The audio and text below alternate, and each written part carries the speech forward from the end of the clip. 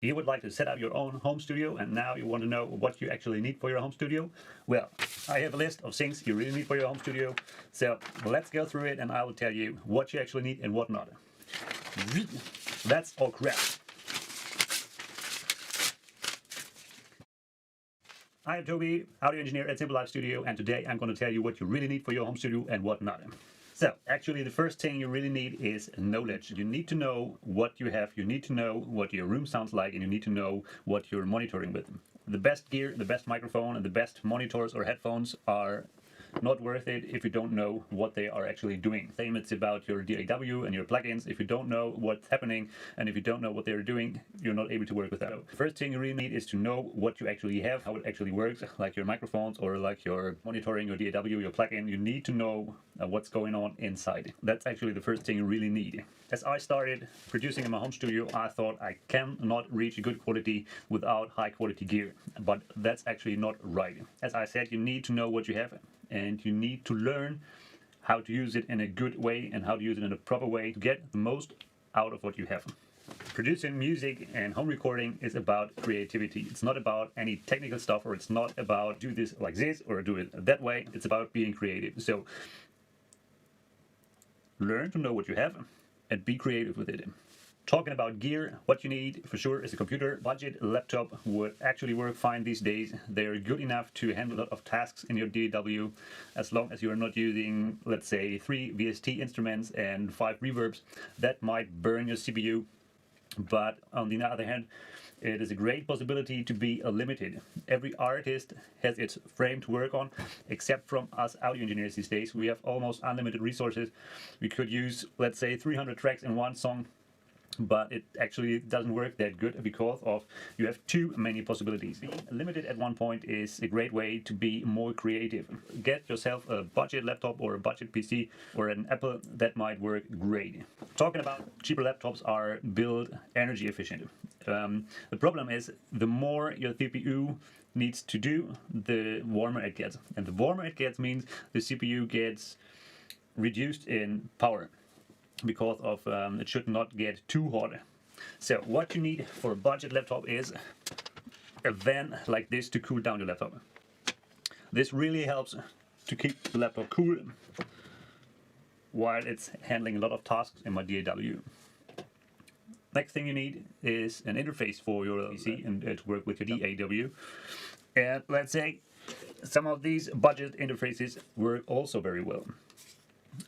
Earlier they had problems with the DAAD converters, which are the parts that convert analog audio signals into digital audio signals and vice versa. But today's interfaces are all good enough, even the cheaper ones. The next thing in the interfaces are the mic preamps, and the cheaper interfaces might have trouble with the noise floor of their mic preamps. If you go too hot with your mic preamps, it might bring up the noise floor too much. So working with the cheaper interfaces is more about proper gain staging to reduce the noise floor and get a proper signal out of your microphones.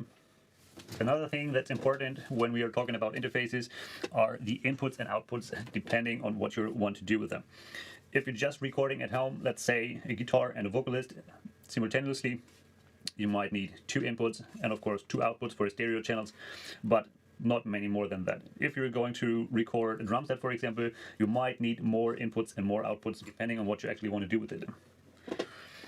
So, but for the beginning, 2 inputs, 2 outputs might absolutely work great. Talking about microphones, you don't need a $10,000 microphone. What you actually need is a good microphone. A good microphone, you know how it works. For example, I got this vintage microphone for $15 from a second-hand market, and it works absolutely awesome on guitar amps, for example. Or another microphone I love to work with is this Shure 55 replica. It costs about 50 bucks. Absolutely not expensive, but it works absolutely awesome. But you need to know what the microphones are actually doing and how they work, and most important, how to place them to get a good recording. Later on, what really helps to be creative in music production on a PC is get yourself a couple of faders, because of, as Chris LG said, mice are for cats but not for producing music. To be creative in a digital environment, means that you have nothing you can touch on your music. Earlier we had tape or CDs or vinyl, we could touch and we could grab the music, but not these days on a computer. Faders like this helps to get a physical connection to your music. If you can play around with your faders, you get the feeling of like playing an instrument. Also, while writing automation, for example, faders are absolutely great. So, let's say together what you need, the first thing you need is knowledge. After that, you need a couple of gear. You need a computer, you need a monitoring situation. Good headphones are absolutely awesome. You don't need a high-end monitors, no matter how good they really are. Most important is how good you know them. So the best way to learn is sit down in your studio and listen to music. Listen to professionally produced and mastered music in your studio on your headphones to know what good music should sound like on your monitors or on your headphones. And you don't need a high-end, super expensive room treatment. What could help is if you damp a little bit your first reflection points. Just Google first reflection points and set up a little bit of material to reduce the reflections that come from your monitors directly to your ears.